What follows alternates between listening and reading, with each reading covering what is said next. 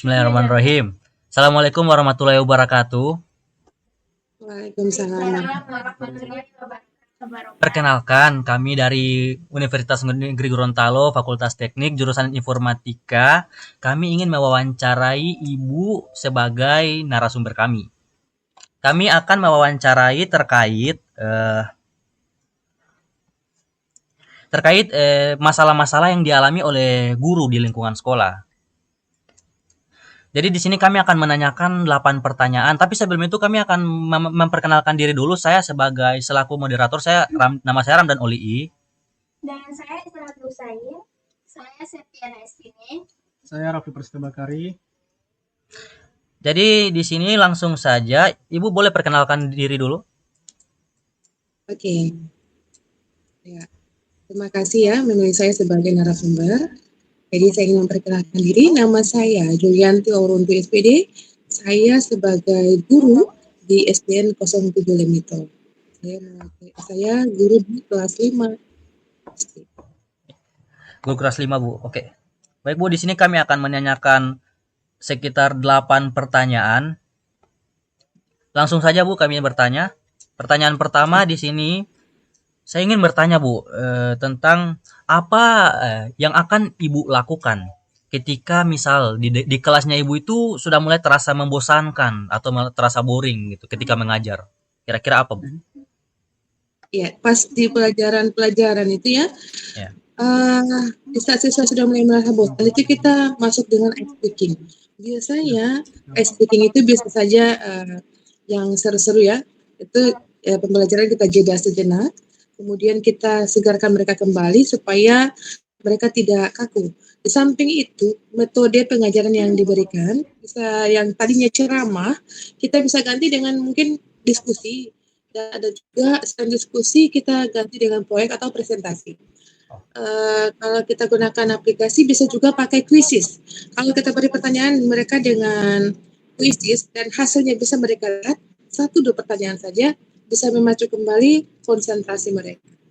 Jadi setelah kita pancing itu dengan quizzes, masuk lagi dengan materi, pasti mereka tidak bosan lagi.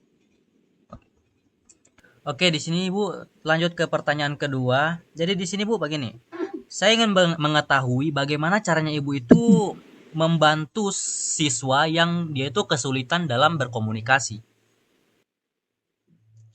Oke.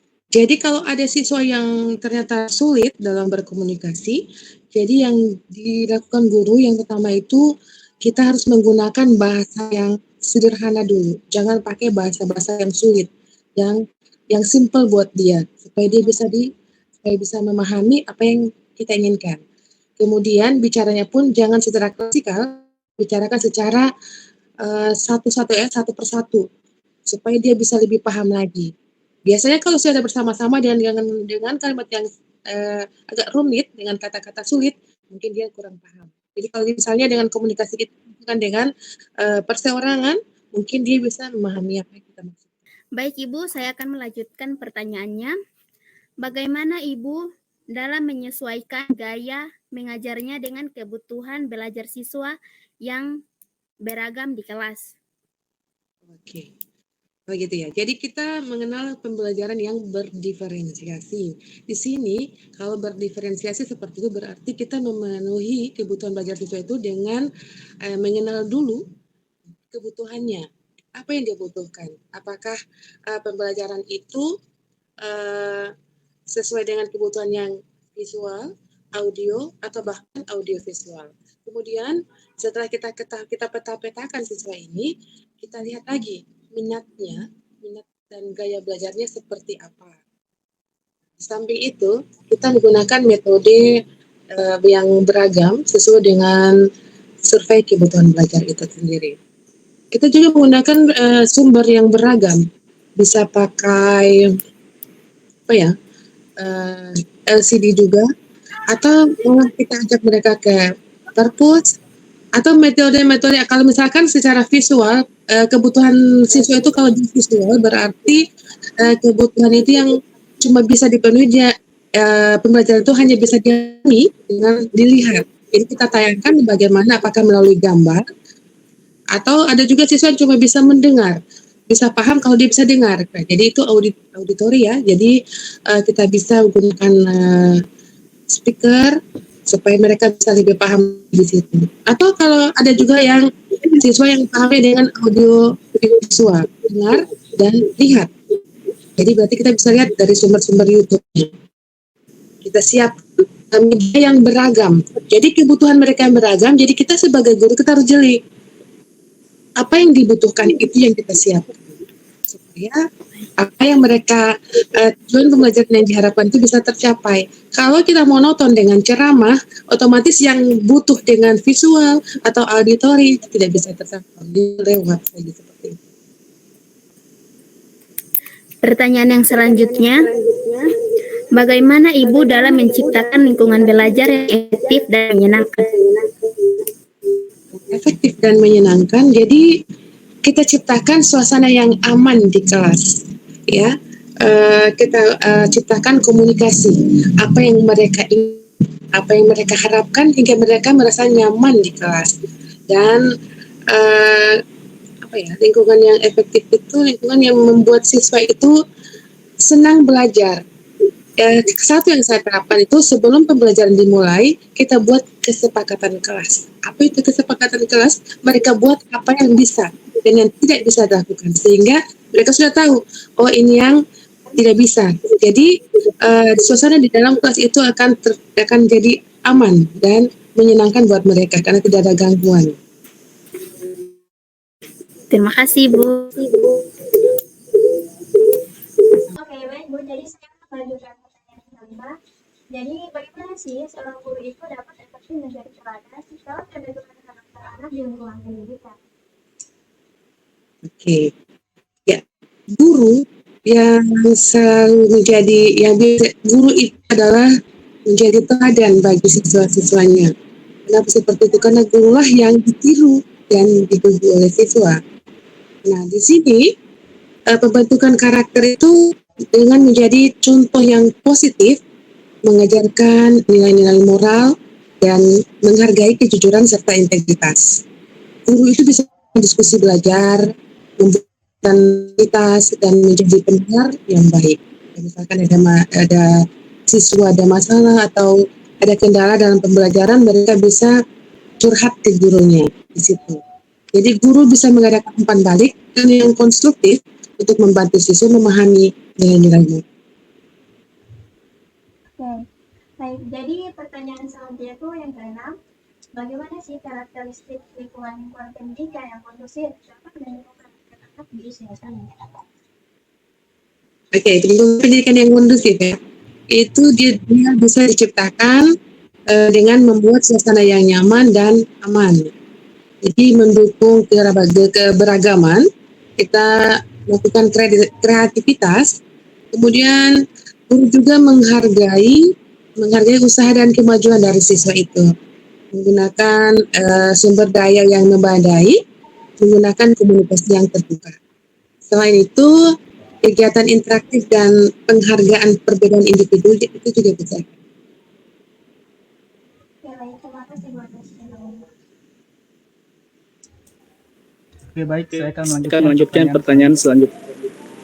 Bagaimana Ibu dapat mengukur tingkat motivasi belajar siswa secara efektif?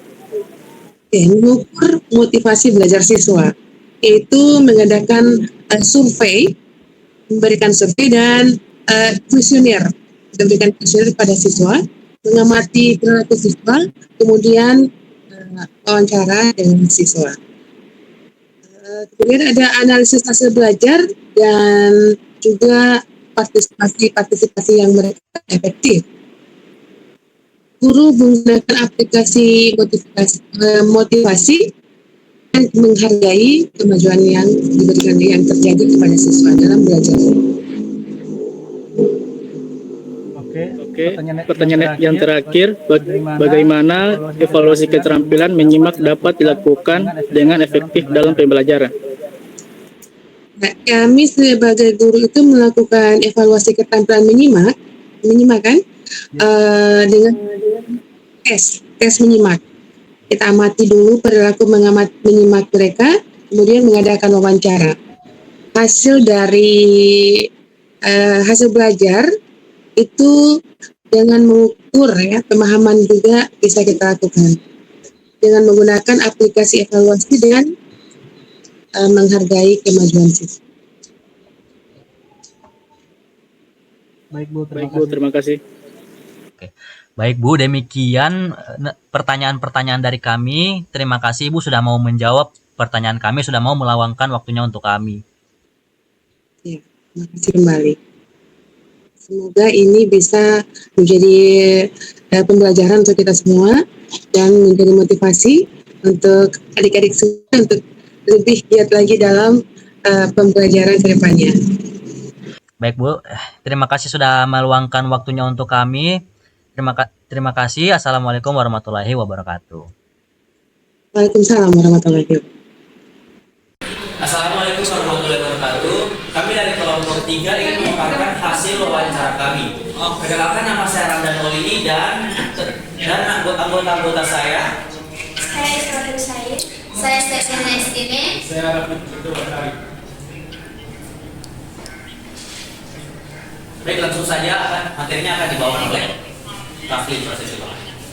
Rumusan masalah. Kami mengobservasi setiap permasalahan yang terjadi dalam dunia pendidikan, khususnya yang ada pada guru, terutama pada saat belajar mengajar. Tujuan dari observasi kami itu ingin mengetahui lebih dalam terkait dengan permasalahan yang ada di dalam dunia pendidikan, terutama pada sekolah yang sudah kami amati, observasi dan wawancarai.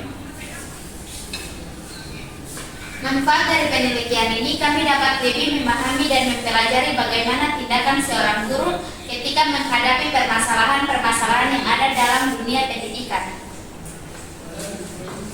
Jadi pada pembahasan ini ada beberapa poin penting yang kami bahas dalam wawancara kami, yaitu berbagai macam materi yang mengenai tentang permasalahan-permasalahan yang ada dalam dunia pendidikan, khususnya guru ketika sedang dalam proses belajar mengajar. Jadi, hasil wawancara itu adalah telah mendapatkan jawaban atas sejumlah pertanyaan yang muncul atas dasar jurnal yang telah kami baca. Selanjutnya kami akan mereview jurnal kami. Pada jurnal pertama, jurnal itu mengkaji langkah-langkah strategis yang dapat dilakukan oleh guru untuk mengatasi kebosanan selama proses pembelajaran. Fokus utamanya itu adalah variasi metode pengajaran dan penggunaan teknologi. Kelemahan dari jurnal ini itu kelebihan dari jurnal ini adalah membahas tentang masalah kebosanan siswa, yang dimana itu adalah tantangan umum di dunia pendidikan, sehingga penelitian ini itu sangat relevan untuk guru. Namun kekurangannya itu tidak memberikan pengukuran secara statistik yang mendukung efektivitas strategi yang disarankan. Kemudian jurnal kedua, di sini penelitian ini mengeksplorasi pendekatan yang digunakan untuk mendukung siswa dengan kesulitan komunikasi verbal, terutama di kelas inklusif. Fokus utama penelitian ini adalah penggunaan strategi komunikasi nonverbal, alat bantu visual, dan metode interaktif. Kelebihan dari jurnal ini, penelitian itu mengusulkan berbagai pendekatan untuk membantu siswa yang mengalami kesulitan komunikasi, seperti penggunaan komunikasi nonverbal seperti gestur, isyarat, alat bantu visual, dan teknologi pembelajaran.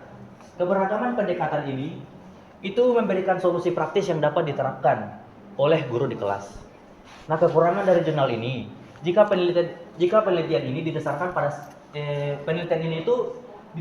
pada sampel yang terbatas, hasilnya mungkin tidak dapat digeneralisasi, tidak dapat dipakai secara luas ke semua jenis kelas atau situasi.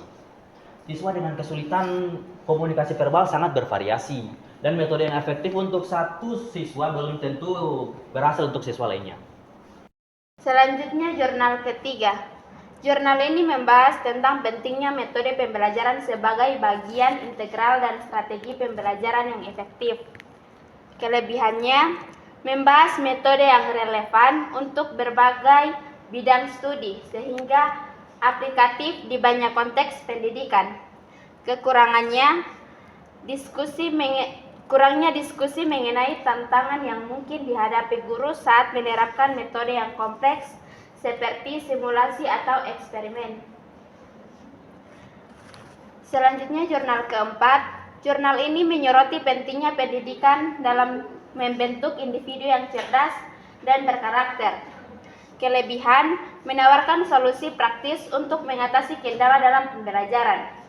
Kekurangannya, tidak mencakup studi kasus spesifik untuk menunjukkan implementasi metode yang berhasil. Baik, pada jurnal kelima ini membahas peran penting guru sebagai teladan dalam pembentukan karakter siswa dengan pendekatan yang berbeda sesuai dengan pendidikannya.